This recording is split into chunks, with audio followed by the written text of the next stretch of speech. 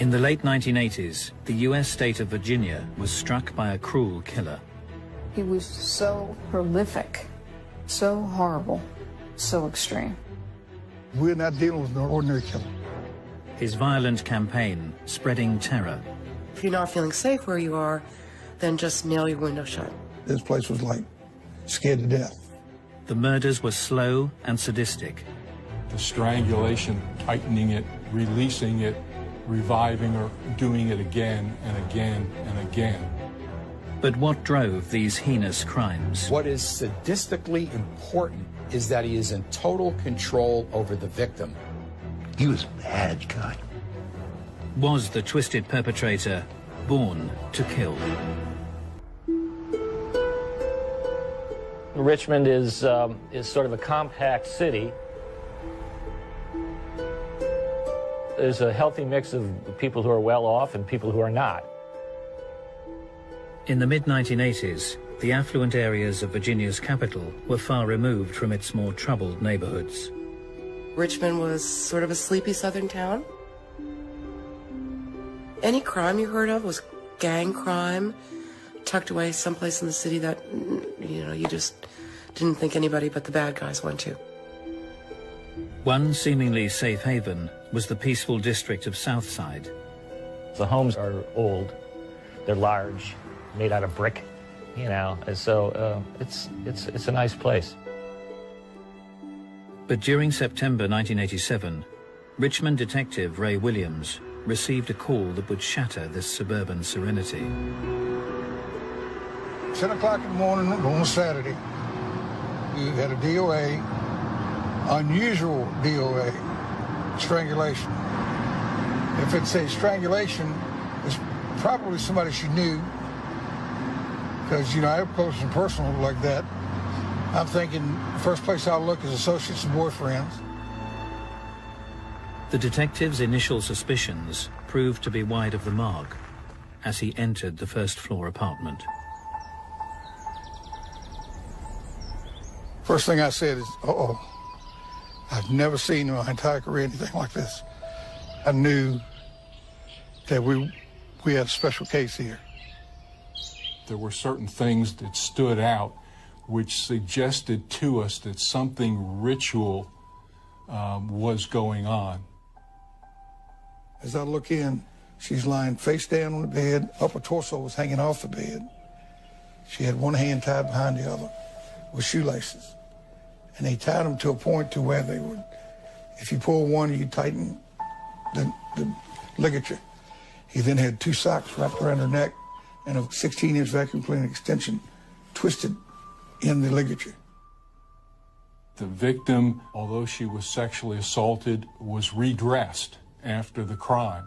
There was a large deposit of pure, uncontaminated seminal fluid, which could have only come from masturbation. The victim of the horrific attack was 35-year-old magazine accounts clerk Debbie Davis. Debbie was my bookkeeper. She lived alone. She'd been married briefly and divorced. Warm smile, very engaging, very friendly. Ray Williams and Glenn Williams came to my door. They were here to tell me that she'd been murdered the night before. I think I just nearly fainted. I never could imagine anything that could happen to a friend of mine. This sweet woman didn't have an enemy in the world. Faced with a seemingly motiveless murder, investigators attempted to piece together the killer's movements. Of course, we do the walk around, we check behind the bushes, we check all under here. The intruder's entry point soon became apparent. Then we noticed the kitchen window had a rocking chair below it. Now he balanced that rocking chair right here, cut the screen and crawl right in that window. It told me one thing, it told me it would be somebody very agile, somebody very strong. You can see, I'm standing here and the rocking chair is probably, the seat of the rocking chair is no higher than where that vent is. So look how high he's got to be strong enough to lift himself up and then get in that window. And I'm saying, this guy's got to be a hell of an athlete to be able, strong enough to do that. And we feel like when he gained entry, he was there waiting for her to come home. The perpetrator would use his time to prepare for the attack. He used materials that were on the scene. He didn't bring things with him. And the killer's use of the homemade tourniquet was chillingly sadistic. And he raped her and choked her, and then she would come to and he would choke her again, and he repeated this process a number of times. It was particularly brutal. As the details became known, when we found out exactly how he did kill her, it was really awful. It was really terrible. He did awful things. He tortured her. He strangled her and tortured her and watched her die, like squeezing a little baby bird. That's what he did.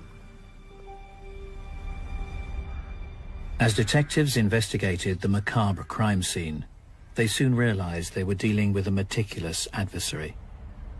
When I get my reports back from forensics, there's no hair, no fibers, no physical evidence, no nothing. No witnesses, nobody talking about it.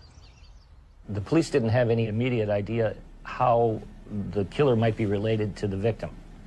Usually they can figure that out fairly quickly. In this case, they clearly didn't. You know, this guy's awfully bold to go in and do the things he did to her with people in the apartments next door. He had nobody heard anything.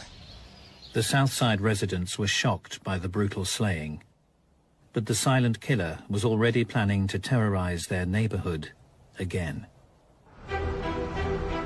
In September 1987, the Southside district of Richmond, Virginia, suffered a horrific murder at the hands of a sadistic killer. 35-year-old Debbie Davis was strangled in her own home in a prolonged, twisted attack. Police struggled to find a lead, and 2 weeks later, Detective Ray Williams was called to peaceful Southside once more. Quiet neighborhood, look, hear the birds. It's middle class, nice homes, very low in crime, including burglaries. Very seldom you get a street robbery.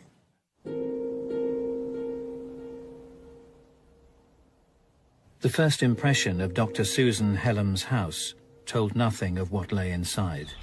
No evidence of forced entry in the front. Walk in, go back to the kitchen. Didn't see anything disturbed. Police were acting on a gruesome discovery made by the doctor's husband on his return home after a late night at work.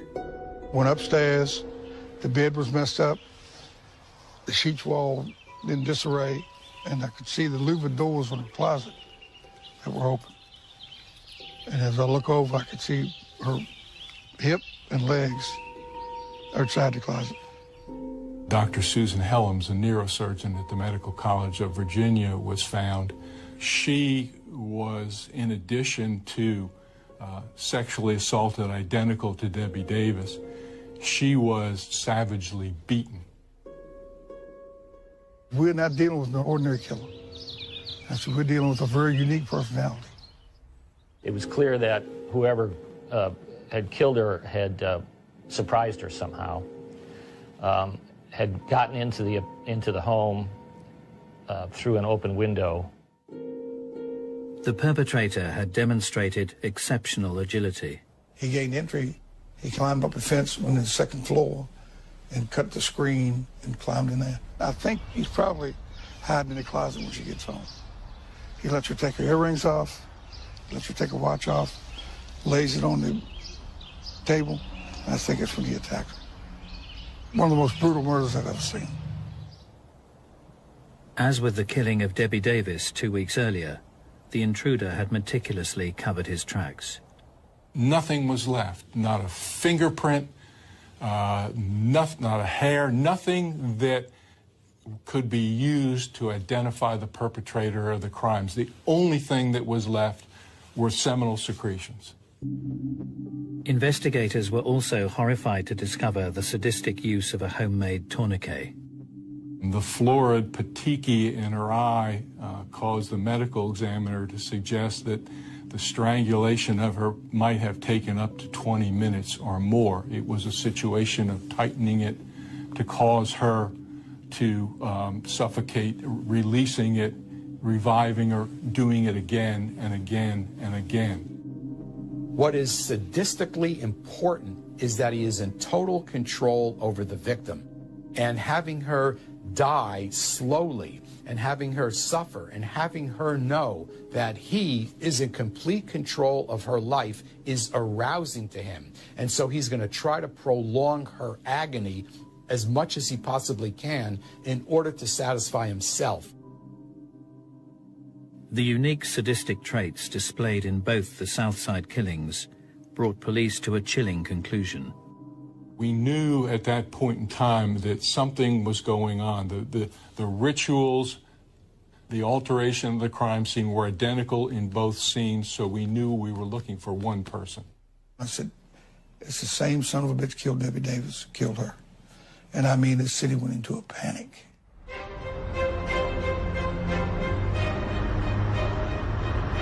Once this was identified as a serial killing, everything in Richmond changed immediately. You could walk through Forest Hill Avenue, every light over there was lit. Every lock, deadbolt lock, in every hardware store sold out. We had somebody come in and say to women in particular, if you're not feeling safe where you are, then just nail your window shut. Man, this place was like scared to death.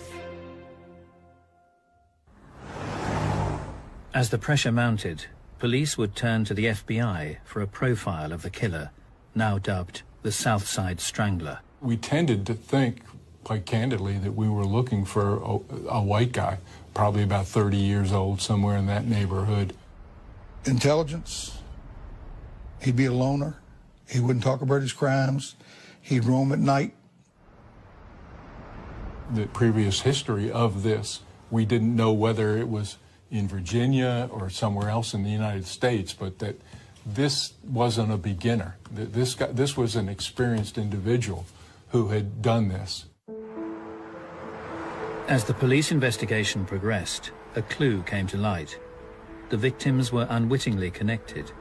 Debbie Davis worked as a bookseller in a bookstore at a mall.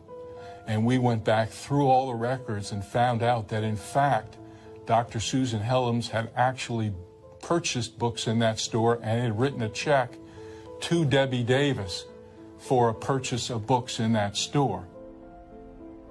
The two victims had frequented the Cloverleaf Mall in nearby Chesterfield County. This entire area here was stores and stuff. People drove up into it, and then you could walk into the mall, and there were different stores inside. The popular hangout was often bustling with shoppers, but amongst the crowds, a solitary figure would go unnoticed. 25-year-old Timothy Spencer wasn't known to many of the locals. He was over 100 miles away from his hometown of Arlington, Virginia, a quiet suburb of Washington, D.C. Arlington is pretty much, they call it a bedroom community. It's more residential than anything. It has its areas that are more dangerous than others, obviously. It's typical of any close-in suburban area of a major metropolitan city. Born in 1962, Timothy Spencer was raised in the Green Valley district of town. There's little small dead-end cul-de-sacs that run up all down through here. I would describe it as a lower income neighborhood. However, it has areas where there's very hard-working people lived here for years and years. His mother and his father were both, had some college, they had jobs.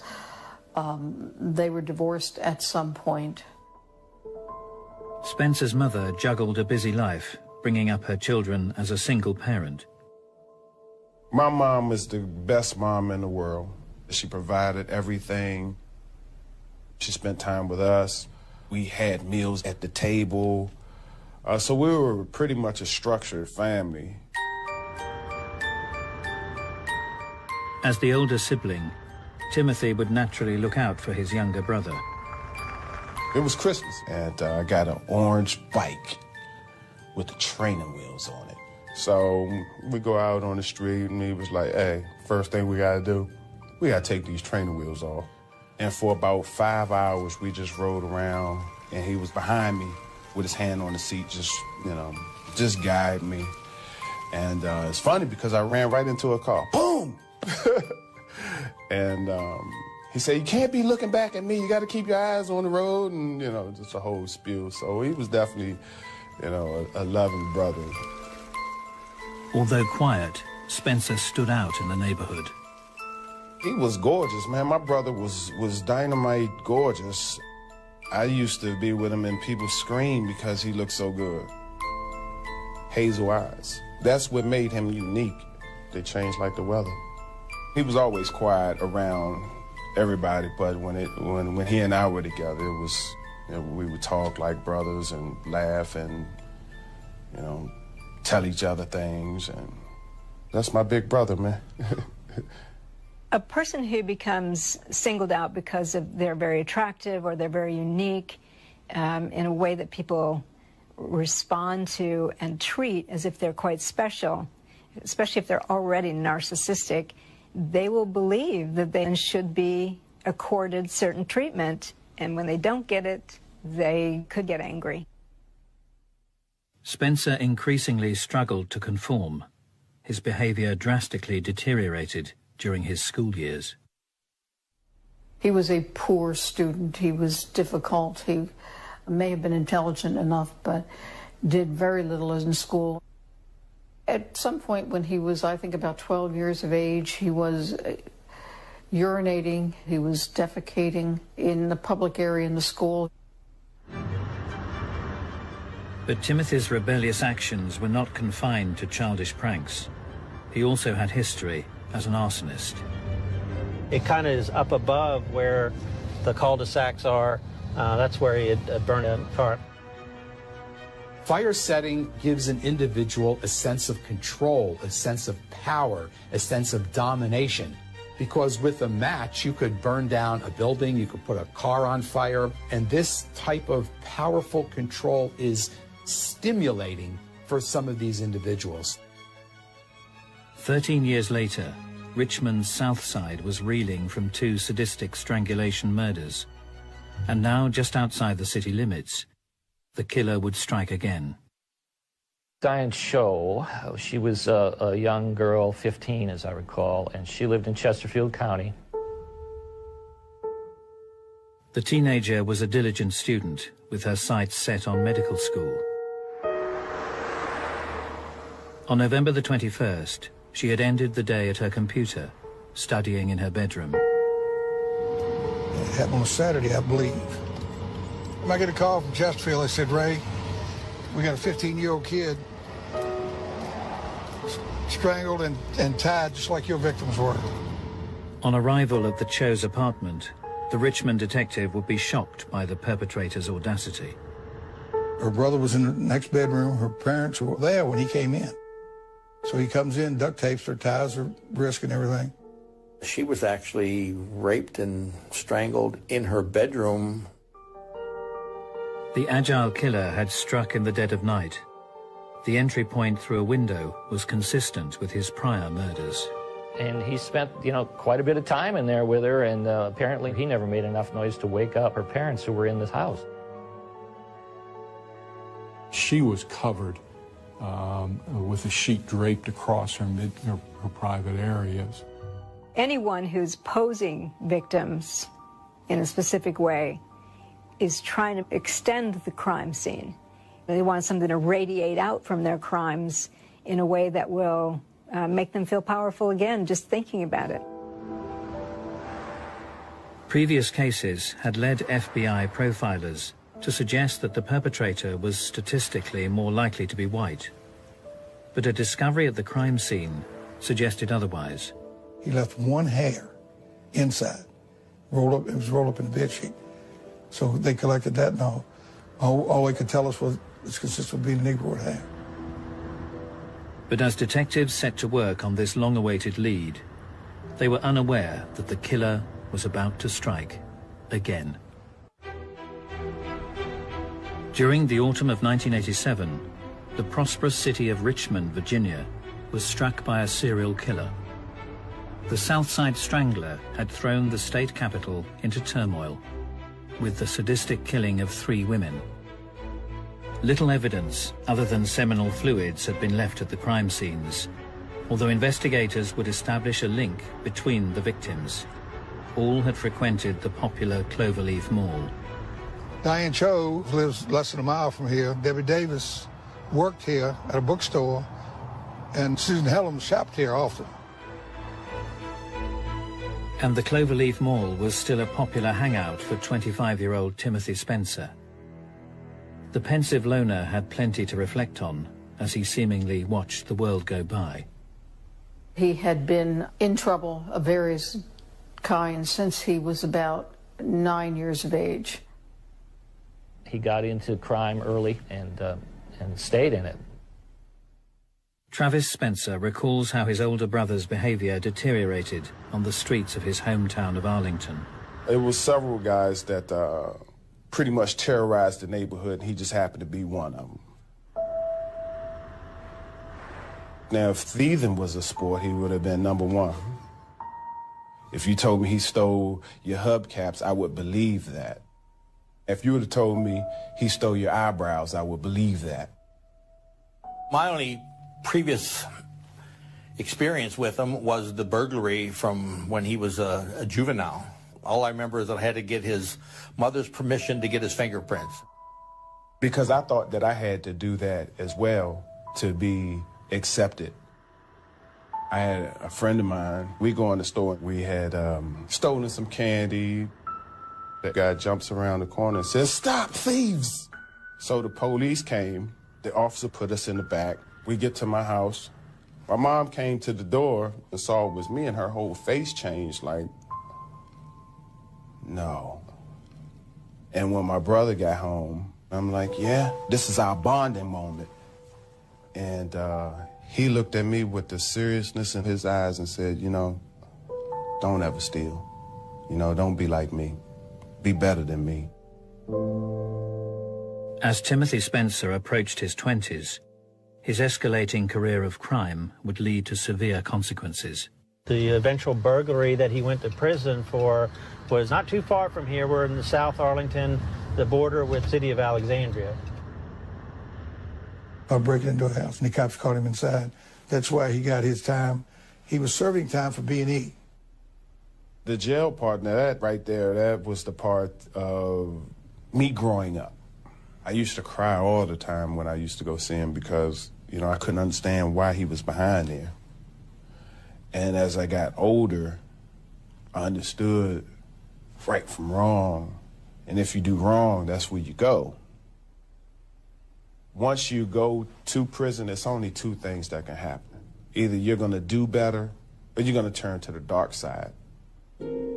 Spencer would be released in September 1987, having served 3 years in prison.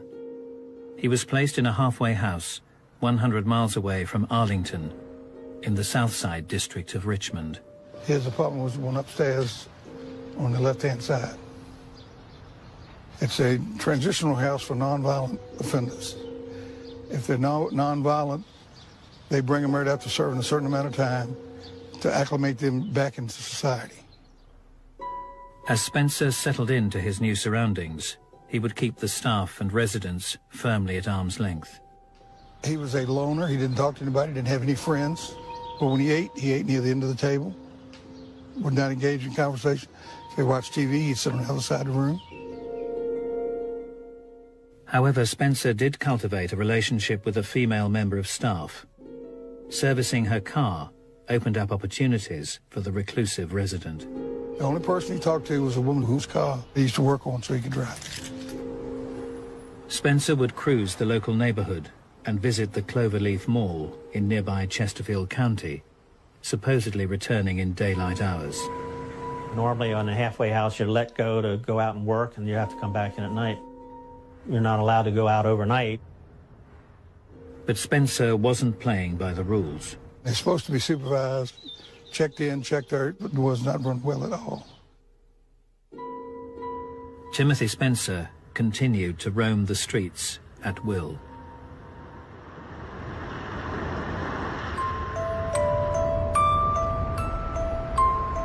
As the residents of Richmond continue to be plagued by the Southside Strangler, 100 miles to the north, the city of Arlington appeared to be far removed from the killer's grip. We're in a section of South Arlington, a very nice, quiet community. It's very close to Washington. I believe actually that Richard Nixon lived there at one time before he became president. Very, very pleasant and very convenient place to live, and very little crime.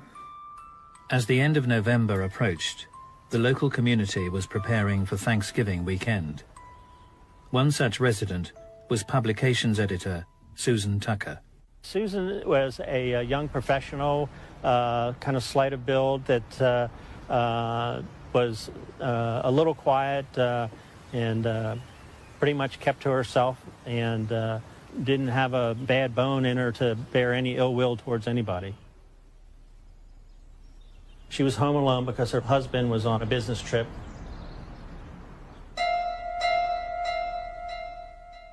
As Thanksgiving weekend drew to a close, Arlington detectives were called to Susan's address in the Fairlington district. My partner, Joe Horgus, and I, we were both off duty when we got the call. On the outside, it was pointed out to me where it was suspected the point of entry, which was like a basement window. Underneath these metal balconies, there'd be a small window that's used to ventilate a laundry room or a basement area.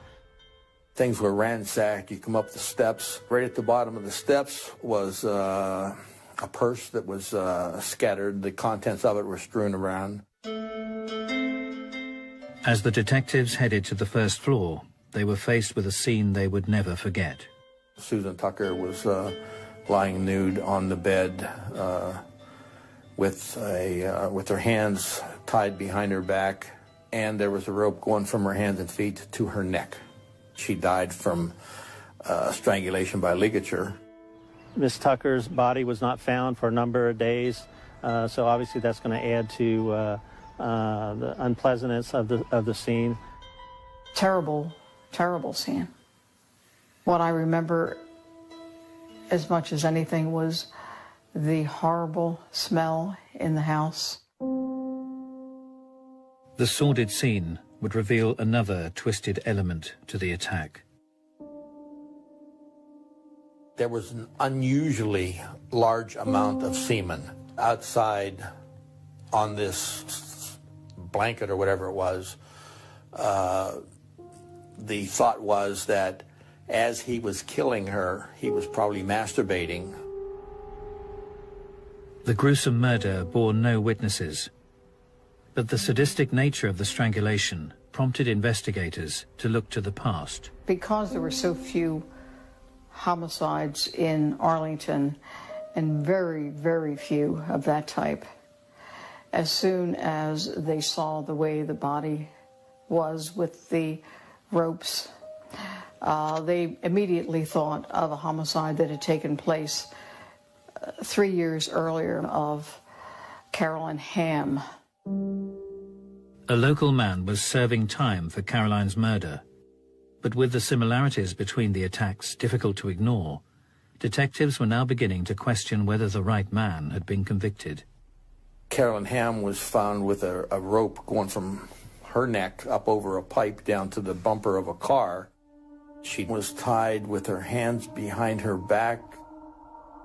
Investigators also recalled a string of unsolved sexual attacks that had featured similar sadistic traits displayed in the murders of Carolyn Hamm and Susan Tucker.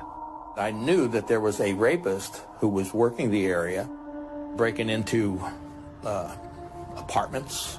They called him the black masked rapist. He was so prolific. He was in a home with his ropes, waiting for a woman to come home. Had to be one of the scariest things that imaginable. I called the FBI profile unit. They agreed that the odds are that this black rapist is my murderer. And they gave me some vital information that when the first girl was raped, The perpetrator took her from one area and took her to another area. There's a real good chance that the suspect lived in that area because he would have taken her to somewhere where he was comfortable. The reason they're within a comfort zone is because they're trying to do this in a way that they won't get caught. They know the streets, they know, the patrol cars, they know various things about the buildings that they might be entering and the person they've been following and the person who seems to be vulnerable. So there'll be kind of a buffer area around their immediate home or business. As Arlington detectives focused their efforts, potential suspects were whittled down. There was someone that had been bothering me 5 or 6 years earlier who was doing burglaries. All of a sudden, I remembered Timmy, and then Timmy Spencer came. The 25-year-old career criminal had been brought up in the Green Valley area of Arlington. His family home was located just a short distance from the site of the first rape in 1983. Detectives also established that the 25-year-old Arlington man had recently been released from prison. So we called up the parole office, and that's where we found out that he was actually in a halfway house in Richmond. And then, of course, we became involved with Arlington, and we started to piece all this together. We met with Detective Ray Williams. It would soon become apparent that Spencer could have been responsible for far more than the succession of rapes and murder of Carolyn Hamm. Arlington and Richmond detectives discovered shocking similarities between the more recent murders in the two districts. The movements of Timothy Spencer were also impossible to ignore. Got the sign-out sheets from halfway house. Every time he was signed out, coordinated with every murder. Not only did he sign out for every one of the murders down in Richmond, but he requested and received a furlough or whatever it is to come to Arlington for Thanksgiving, the weekend that Susan Tucker was killed. As detectives delved into Spencer's history, they would discover a disturbing pattern of behavior. The big circumstance that came to mind during the FBI's profile was the arson. Every indicator shows that he went through a transition of escalation. He started as breaking into homes, and then he would break in and he would defecate and so forth and so on, and he gradually grew. There were many where he broke into one house and then took things and went next door and waited for a woman to come home. Often somebody who becomes a sexual offender starts with sexual burglary because it's like an experiment to see if they can, what they can get away with. If they enjoy that, they will now progress to trespassing against the person, which usually is some kind of molesting or rape, and then that can lead to torture, sex torture, or murder. Having established a clearer picture of their suspect, police made the decision to take Spencer in. We were on the street outside the halfway house when he came. We walk in, cuff him, take him to headquarters. I interviewed him for 12 hours. He never admitted anything. I don't know what you're talking about. He spoke well. He didn't use a lot of street slang. There were times when I would thought, do we really have the right guy? But I think for the most part, we were pretty confident we did. However, the horrific crimes had been perpetrated by a careful and calculating killer. With limited circumstantial evidence to call on, there was a danger that Spencer might yet walk free. Following a series of sadistic sexual murders in Virginia, Arlington and Richmond police had combined forces to arrest Timothy Spencer at a halfway house. The detective's case was based on circumstantial evidence, but recent advances in forensic science would offer them an unprecedented opportunity. As far as I can tell, it goes down in U.S. history. We were the first DNA murder case. Although police were dealing with a meticulous adversary, they were hoping to match Spencer's blood sample with deposits of semen found at the crime scenes. We immediately arrested him. We got his DNA. We checked it. And of course, everybody was holding their breath until, oh, when is the sample going to come back? Back then, it took several weeks. You know, we would sit around and wait. If there wasn't a match, then it wasn't Timothy Spencer. And to be honest, we were all going to have egg on our faces. But it matched. It matched to the crime in Arlington. It matched to 2 of the 3 crimes in Richmond. So we had 3 cases with DNA evidence. Forget about who it was. We knew who it was. It was then, how do we convince the jury? Police continued to build their case. They had observed Spencer's movements at the Cloverleaf Mall, a location that had been frequented by 3 of the victims. Sat in the middle of the mall for hours, watching the women, just looking at them. We'd just sit there and watch them walk by. Never bought a thing. Like a chameleon, and just blended in, didn't cause any problems. He obviously was very meticulous in picking out his targets. Once he picked one, he would walk behind her and watch stores she went into. We were able to produce some evidence that showed that this may be the location where he would pick these individuals out. Between July 1988 and June 1989, Spencer would face charges for the rapes and murders of 4 women in Arlington and Richmond. Although implicated in the murder of Carolyn Hamm and the series of Arlington rapes, prosecutors decided to try him on only the most recent murders. I never saw any indication that he was at all troubled by what he was hearing in court. He just sat there. Disturbingly, the defendant would come to life as prosecutors distributed images from the horrific crime scenes. He wanted to see those pictures. I mean, he was actually, defense tables here and the jury boxes here. He's actually leaning over, looking at every picture. Timothy Spencer was so bad, there was no way in the world that even as opposed to the death penalty as I was going to take a chance on him ever getting out on the street again. He was a bad guy.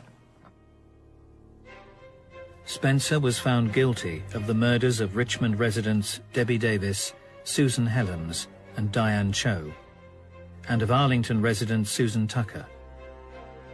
The man previously convicted of Carolyn Hamm's murder would be pardoned and released.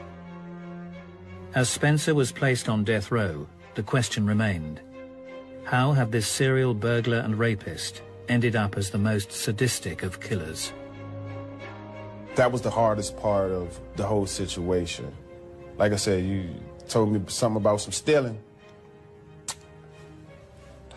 But murder, I never could see my brother actually murdering somebody. He was a very angry person, a controlling person.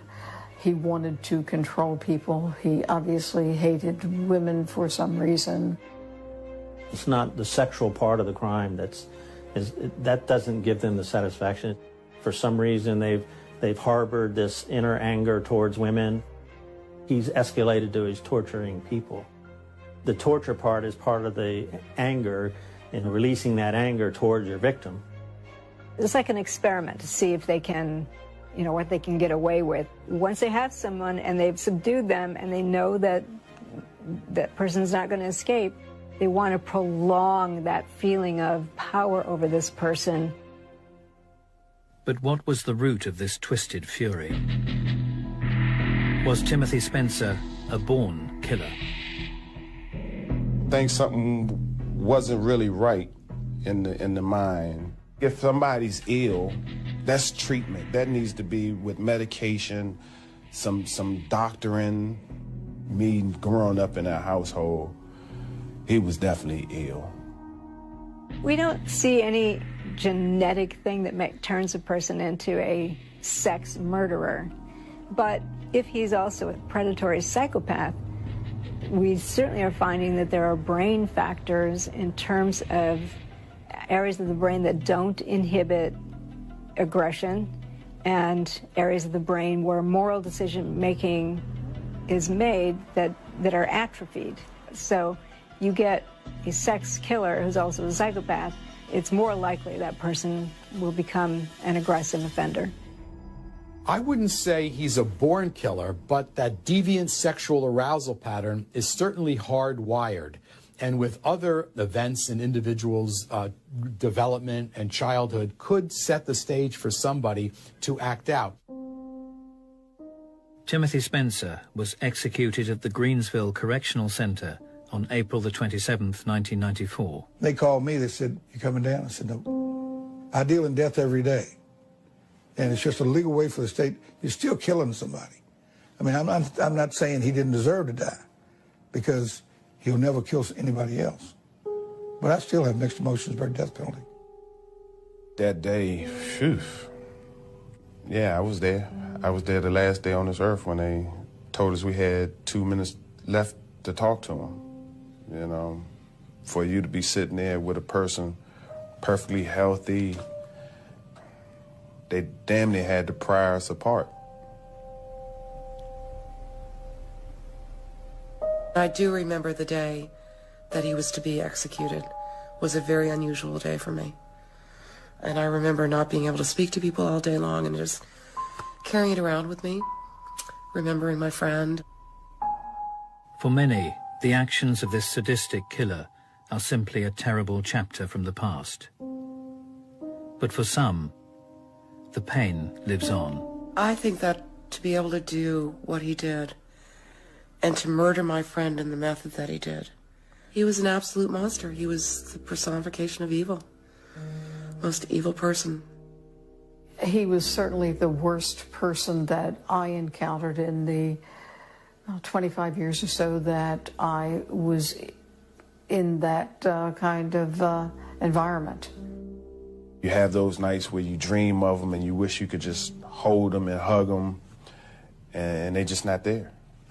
They're just not there. Wake up out your dream, crying 9 times out of 10. He did what he did. No doubt about that. We can't erase it. We all are crime victims. Life still goes on. And, you know, it's still a constant struggle. And I'm sure the victims' families, you know, they're struggling as well, you know. Nobody's a winner in this situation.